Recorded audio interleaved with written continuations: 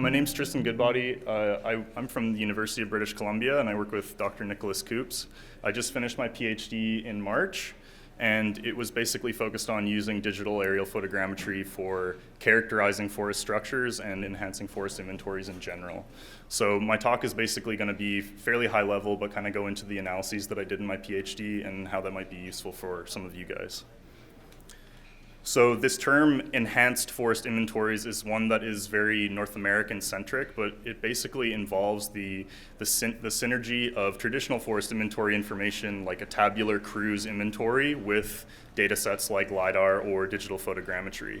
And from my perspective, we have modern inventory challenges that can be met with modern technological solutions like using remote sensing data or using drones to acquire those pieces of information. So to be able to improve our understanding of timber and non-timber values, forest dynamics, and be able to implement those into our inventory systems to have a better understanding of our land base is something that's really important, not only from an economic perspective, but from an ecological and socioeconomic perspective as well.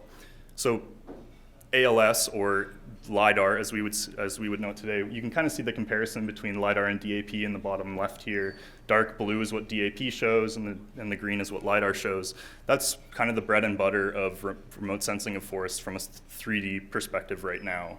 But there is a very large increase and push to be able to use digital photogrammetric information, which we've seen a bit of an overview of that today, which provided from a traditional camera, you collect imageries at high amounts of overlap, and you basically stitch those pieces of information together to make a three-dimensional model.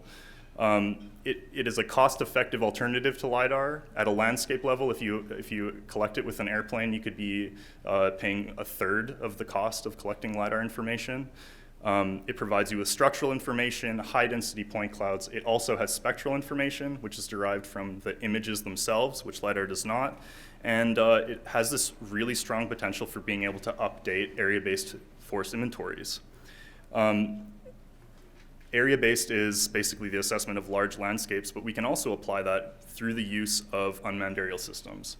And we know that drones or UAS or RPAS or whatever it is that you want to call it, collect these imagery and have extremely high resolution and can be deployed quickly on site, fast operationalization, low relative cost, and it is a relatively unique niche tool for forest inventories and management in general. They do have a few limitations, but that's been gone over quite a bit today, so I'll skip over that.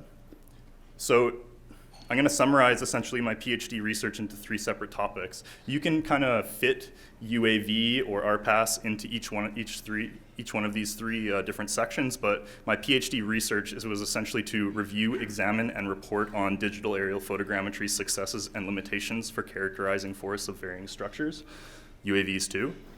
Then to determine the role of DAP and UAVs in generating, extrapolating, and updating EFI data, enhanced forest inventory data. And then to assess DAP-derived inventory products and their data sets for their potential to monitor, update, and expand inventory knowledge. So my dissertation was focused into 9 different chapters. I'm only going to talk about 4 of them today, which were the chapters that focused on imagery and remote sensing that was acquired using a UAV. But notably, chapter 3 of my dissertation, it was published in the Forestry Chronicle, which is the journal for CIF. So if you are interested in learning a bit more about UAVs from a forest inventory perspective, I'm more than happy to send you that document. So the first chapter 4 of my dissertation was about characterizing terrain. So kind of stepping away from looking at the vegetation, but understanding we know that LiDAR can get really good information about terrain. But what about DAP? We know that if vegetation is covering the ground, we're not going to get ground with DAP. It is not a reliable technology to create digital terrain model information. But what about if the forest has been cleared, such as a clear cut or some other harvesting activity, road construction, for example? Can we collect information about the ground, and how reliable is it? But then what about other variables like vegetation growth and phenology? How does that influence the error of those terrain models? So that was the first focus.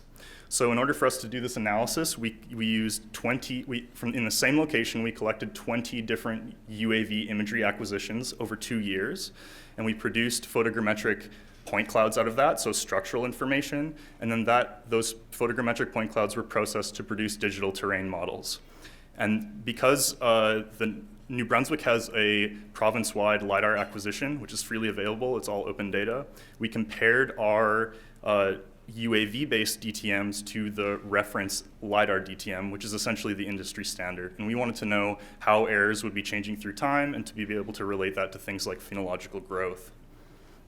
So the findings, I've got some graphs here. They're probably super small, and I don't want anyone to strain their eyes. But the main messages are that there are changes as you go through time. You're seeing less error in the production of your digital terrain models in the early parts of the spring and the late parts of the fall, in times where you're not seeing a lot of either the vegetation has yet to grow or the vegetation has started to senesce. And this was conducted in New Brunswick, so a lot of hardwood growth there, so something to think about. But from a regeneration perspective, if you're trying to get a DTM and you don't have access to LiDAR or you don't trust it, this could be a method for you to produce a DTM on your land base.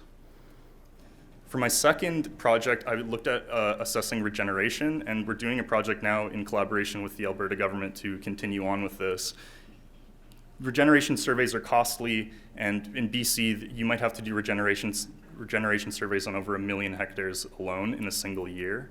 So that's a huge undertaking, and the potential to be able to, A, produce data that is as good, if not better, and then also produce data that can supplement for future inventory perspectives like growth and yield to be able to understand how early regeneration is growing through time.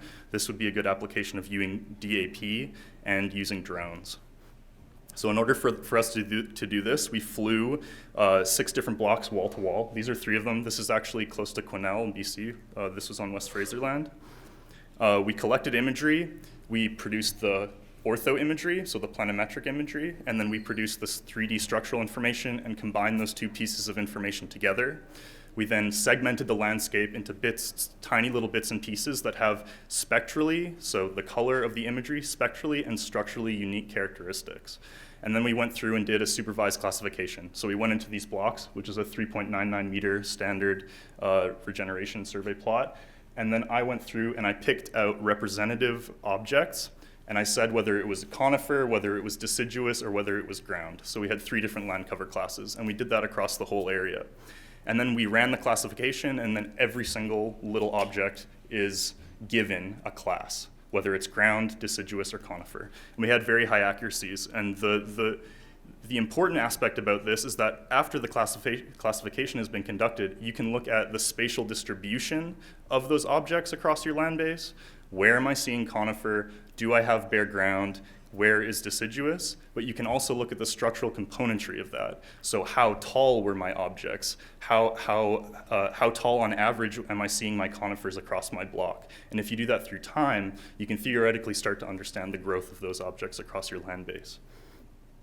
So accurate classifications, improved spatial delineation of regeneration, and it highlights the benefit of DAP, which LiDAR cannot. LiDAR provides you with structural information, but it provides you no spectral information.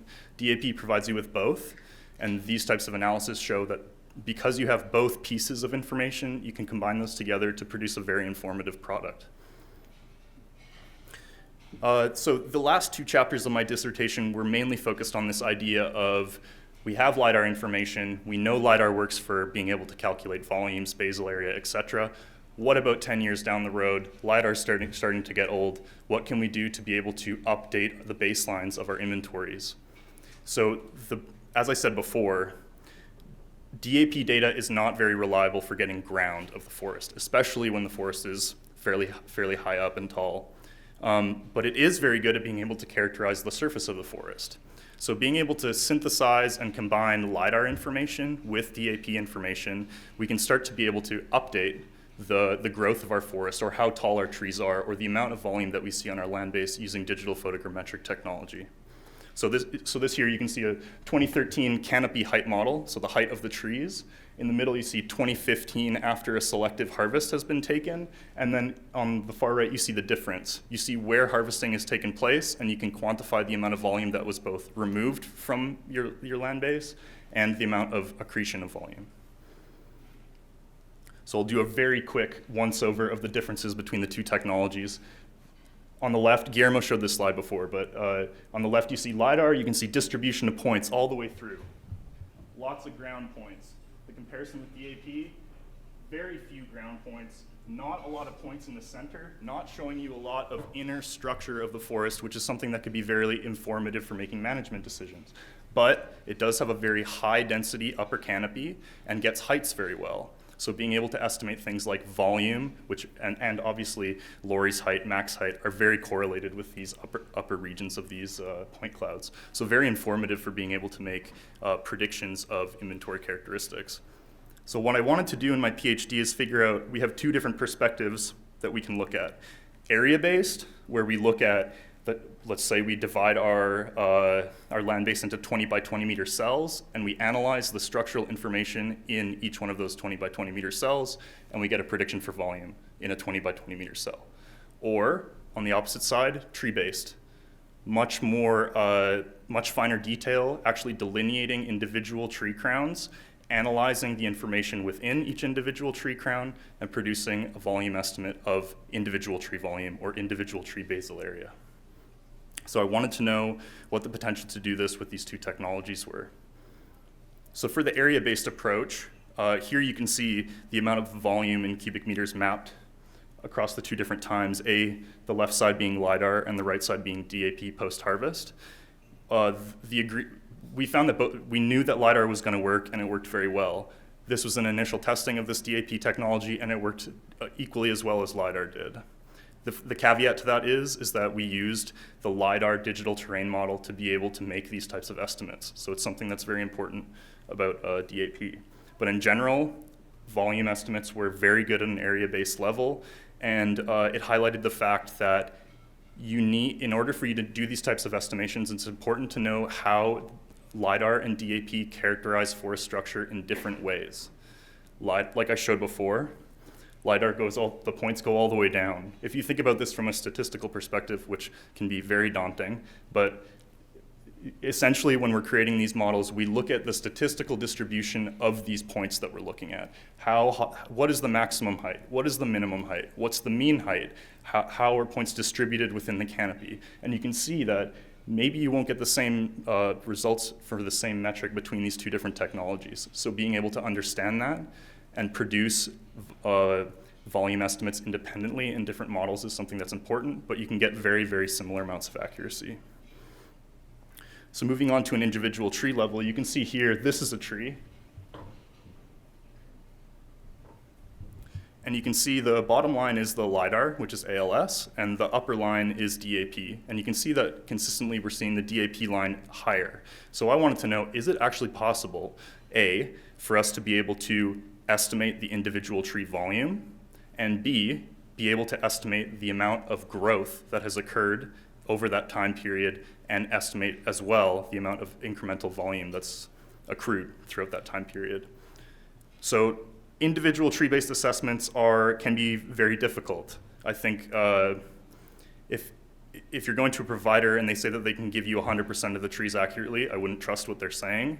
It's difficult. You're only getting the tops of the canopy. It's very hard to detect trees beneath canopy, especially when they're at high densities, and it really depends on the type of forest that you're looking at.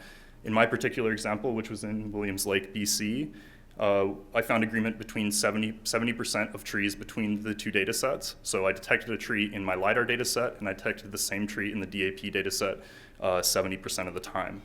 But then after you've done the detection, the ability to be able to make those types of measurements about individual tree volumes and the amount of height growth that you're seeing through time is definitely doable. And we saw some very good relationships that were validated using long-term inventory plots that had been taken in the same locations. So we were seeing the same amounts of growth, or very similar amounts of growth, and the similar amounts of volume accretion through time.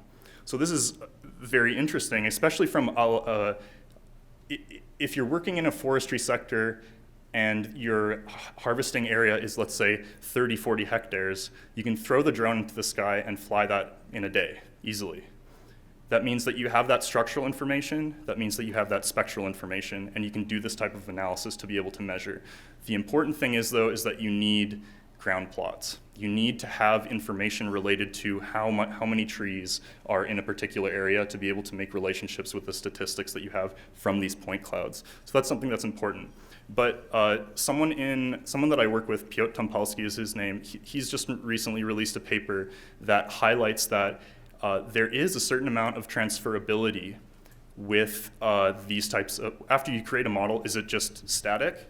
Do you have to walk away from it? Do you need to keep collecting ground information? Collecting cruise plots is expensive, so what's the potential to be able to collect information, create a model, and then be able to transfer that to different locations within your land base? So being able to make these types of models, understand their accuracy, and then be able to recognize that you've reached a level where you're an acceptable amount of accuracy, you can really start to be able to transfer those models. So if you're interested in reading more about that kind of stuff, I'm more than happy to send you that link. So in general, it's always kind of depressing putting my PhD into 10 minutes when it took me 4 years to complete it all. But I do think that I have a very, very strong belief, and I put this into my PhD, that within the next 10 years, drones will be just as commonly used as a compass for a forester. It's a tool that is niche, that provides a lot of information and can be used for in an abundance of different ways. So, and I think that the reality is that we still don't know all the ways that we can actually utilize that information. So being able to do this type of research and to be able to show that you can approach it from numerous different ways, looking at terrain, looking at regeneration, looking at trees that are mature to be able to understand their resource value, is something that's very important. In terms of future direction, don't try to read this because the text is way too small, but I have, in terms of DAP in general, and to a degree UAVs also, as they are the acquisition platform, there is a very low amount of benchmarking or standardization of using these types of data, and there needs to be more research and development into understanding how to be able to improve these pieces of information and to be able to make sure that they're providing you with consistent estimates of something like volume, for example. So I split it into 4 different areas of future direction, the first being acquisition parameters. How high should I fly? How much overlap should I have in my imagery? How big should my pixel size be? Should I be using a drone? Should I be using a plane? For data processing, now that you've collected your imagery, how do you get your imagery into a point cloud form? What type of software are you using? What types of parameters are they using within that software? And after you've produced the point cloud, how do you get the point cloud into a product like a canopy height model? There's a lot of different steps in the processing of these technologies, and a lot of that has not been benchmarked and standardized, so it's something to be mindful of. The third is this inventory update and model development. After you have time 1, your forests are still growing or disturbances are happening, and you want to know with the most amount of confidence the amount of volume that's on your land base, or basal area that's on your land base, for example. What's the best way to be able to do that? And what's the best way to be able to integrate that into your inventories? And then finally, this idea of forest change and growth. After we have our understanding of volume at time 1, how can we standardize and be able to implement these types of processing streams to be able to provide us with reliable, progressive, and future-looking inventories to be able to understand the state of our land base now and the potential state of it in the future. So with that, I can take any questions. Thanks.